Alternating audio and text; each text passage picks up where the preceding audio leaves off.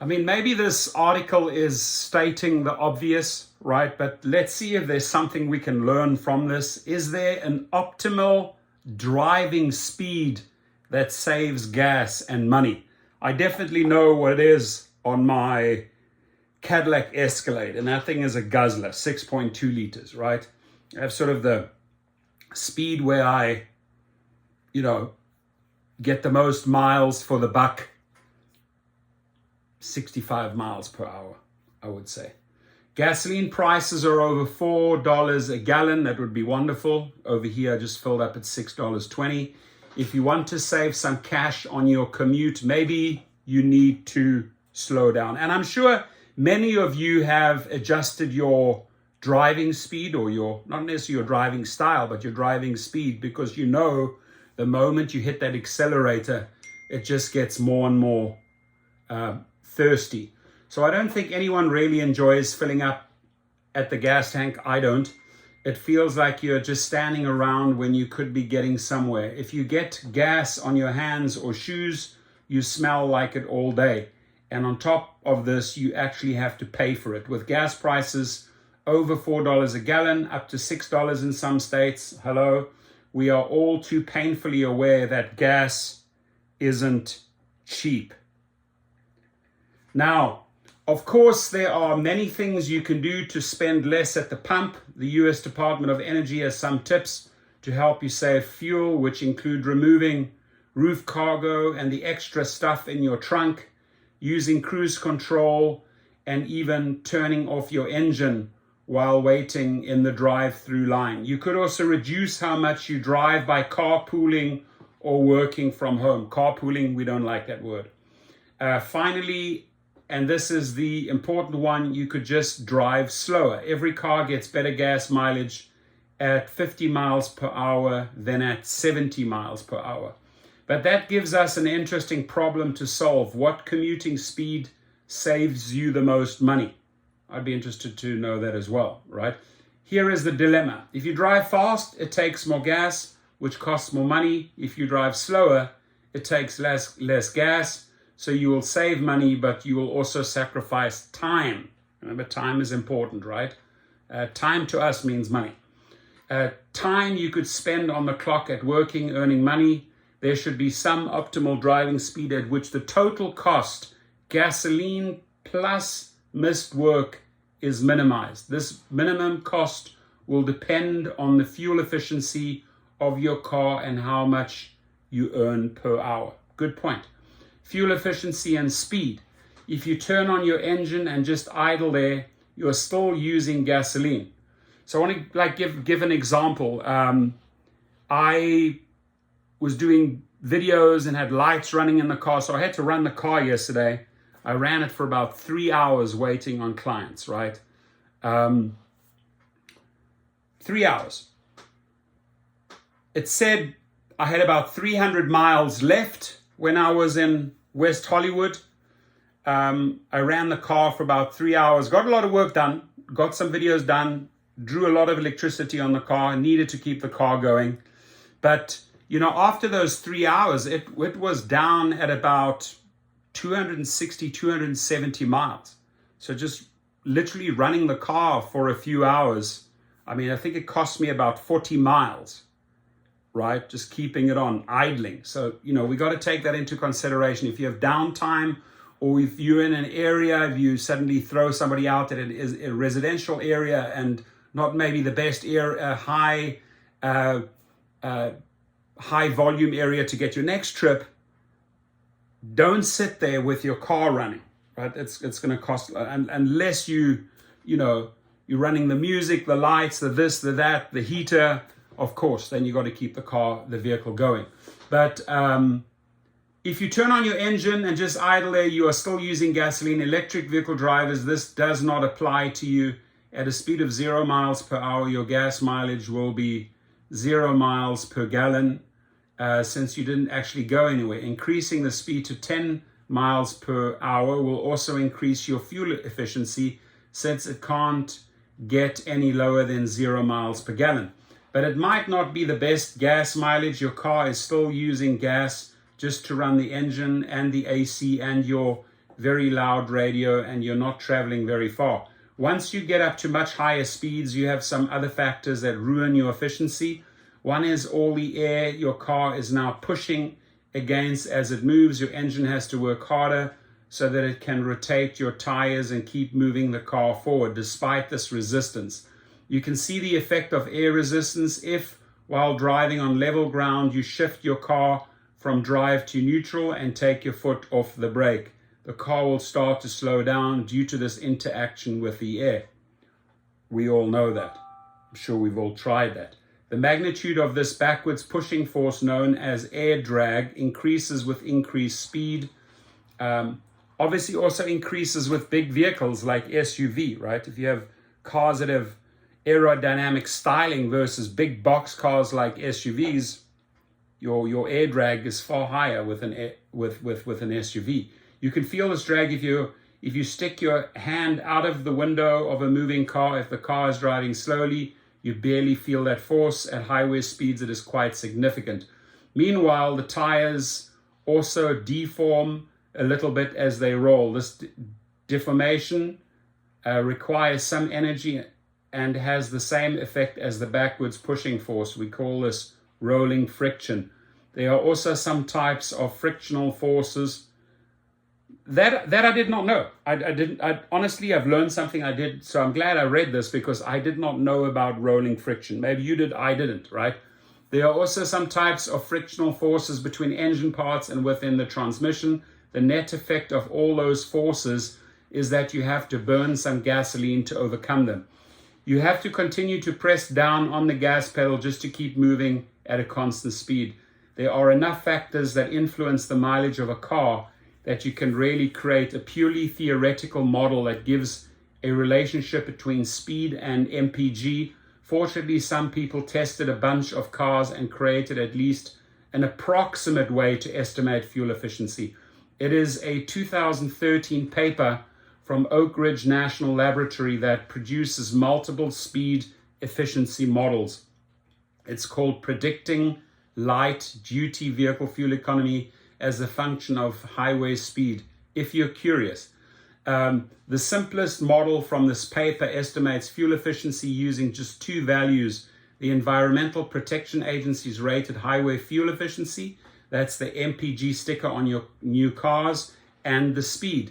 Let's use U for the EPA fuel efficiency and V for the speed in miles per hour. We can then calculate the efficiency as the following. MPG equals, there it is, some long ass mathematic formula. If you want to try and go and solve it. I know that equation looks bizarre. It does. It looks crazy bizarre to me, but it's actually pretty useful. Let's say that you have a car with an MPG listed highway mileage of 33 miles per gallon. According to this, driving at 50 miles per hour would give you 47.6 miles per gallon, and driving at 70 miles per hour would get you only 36.1 miles per gallon. You might be wondering what highway speed the EPA uses for that official rating. The answer is none. They don't actually drive a car at a certain speed and measure how much fuel was used.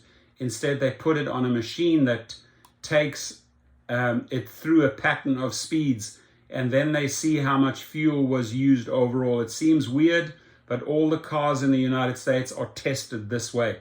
Just for fun, let's make a plot of the fuel efficiency for different cars at different speeds. Remember, the only variable that has an effect is the EPA rated mile per gallon. The make, style, or color of the car doesn't matter. If it has the same EPA rating, it will have the same efficiency speed curve. With that, here's the plot for 3 different cars at 30, 40, and 50 miles per hour, right? The blue one has an EPA of 30 miles per gallon. The red line has an EPA of 40 miles per gallon.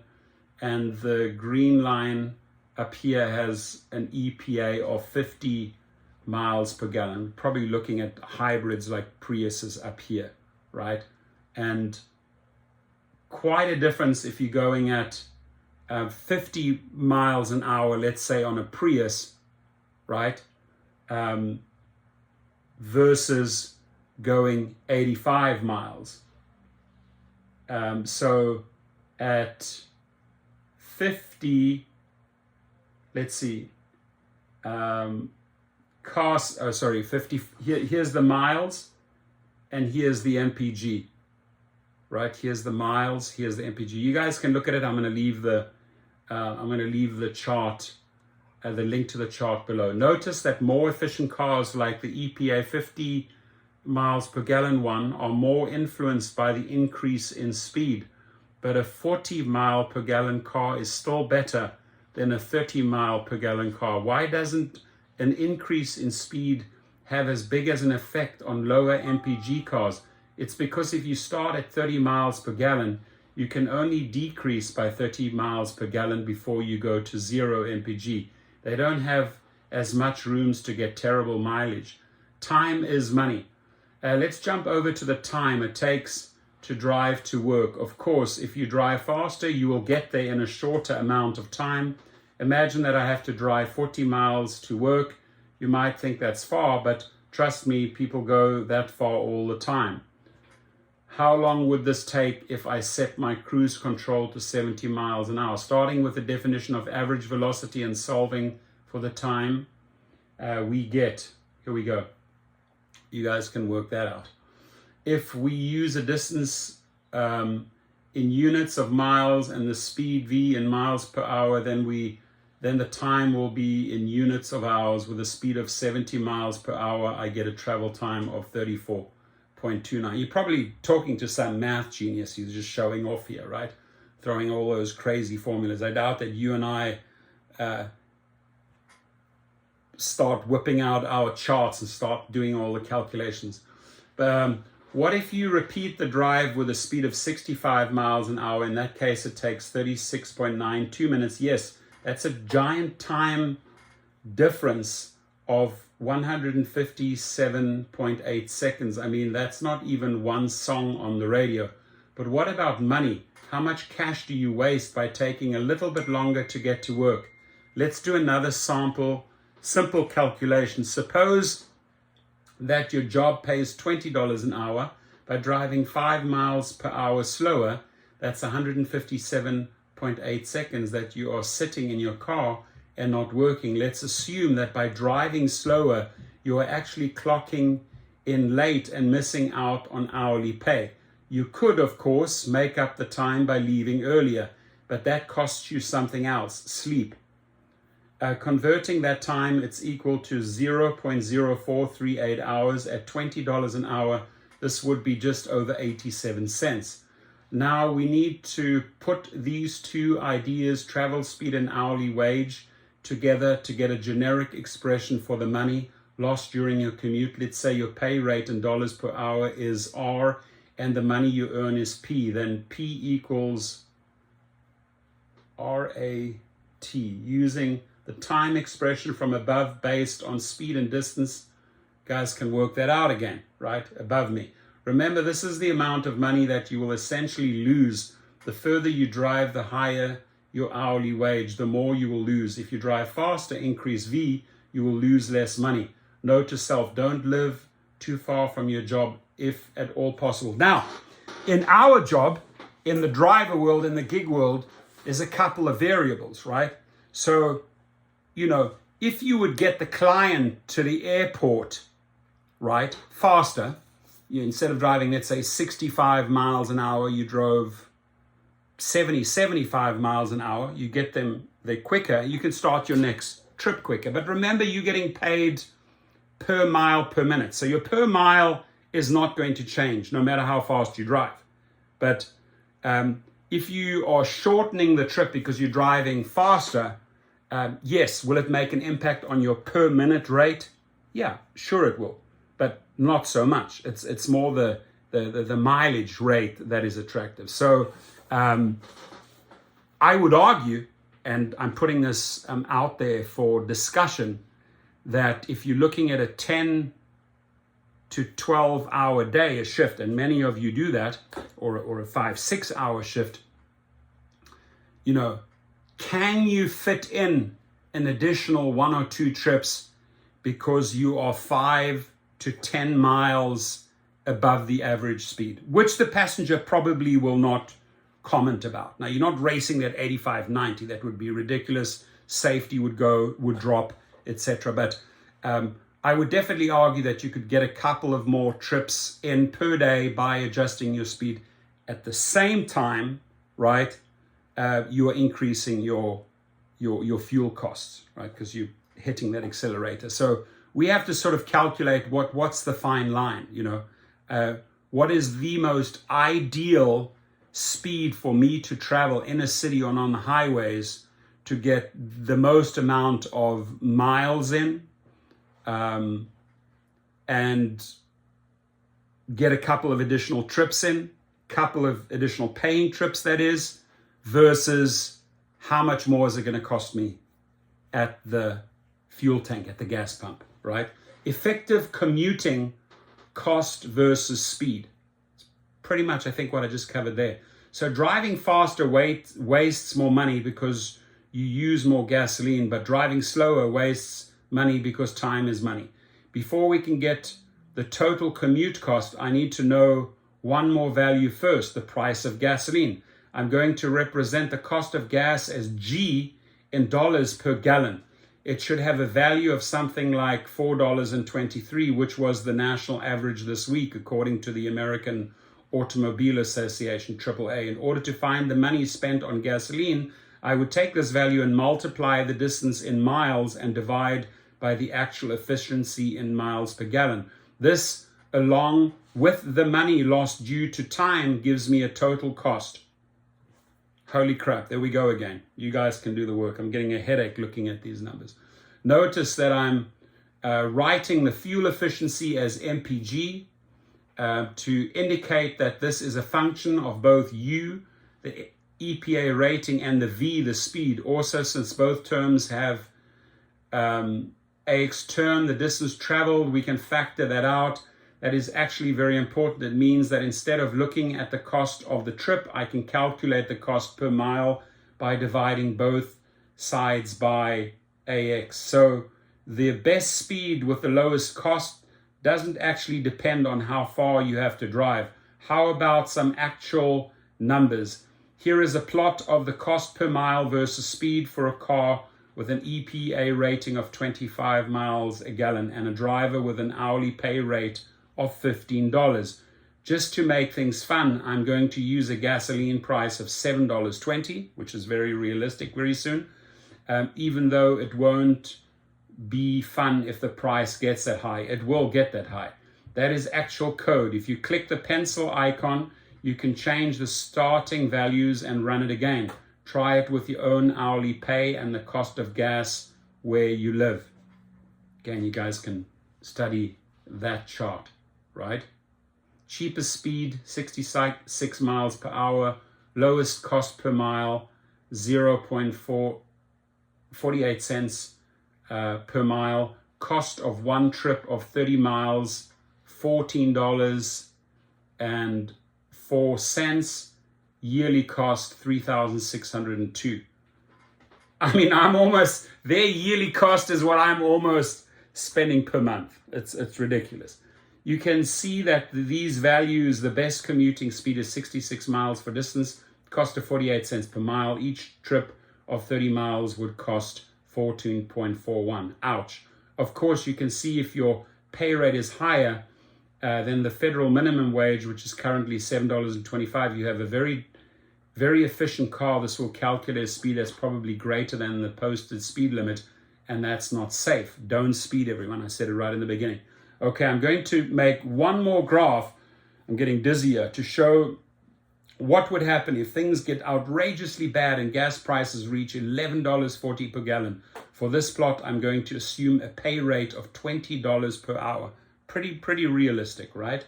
So you can see the chart, how that increases exponentially. So even with a fuel efficiency of over 45 miles per gallon, you still shouldn't drive faster than 70 miles per hour if you want to save money.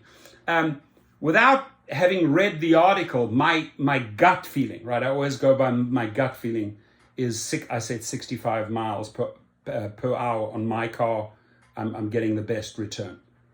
65 to 70. So that sounds very, very accurate. In the end, you can see that time is money, but gasoline is also money. So saving gasoline is sort of like saving time. Of course, the easiest solution for this problem is to just work from home, or if that is not possible, to sleep in your office. This guy's funny. So I don't know if you've learned something. I knew about drag, air drag. I did not know that the tire drag made a difference as well. I did not know that. So makes sense, right? The faster you drive, the shape of your tire changes, and that'll obviously influence your gas usage as well. So the mathematic formulas there, I'm not going to go through them or spend hours and hours calculating out. Pretty much know going to the gas pump, getting back on the road, what is giving me the best return, right? How do I keep my gas prices down? For me, to be quite honest, cruising along at about 65 miles per hour. Your thoughts, please. Do share. Love to hear your feedback. Thank you.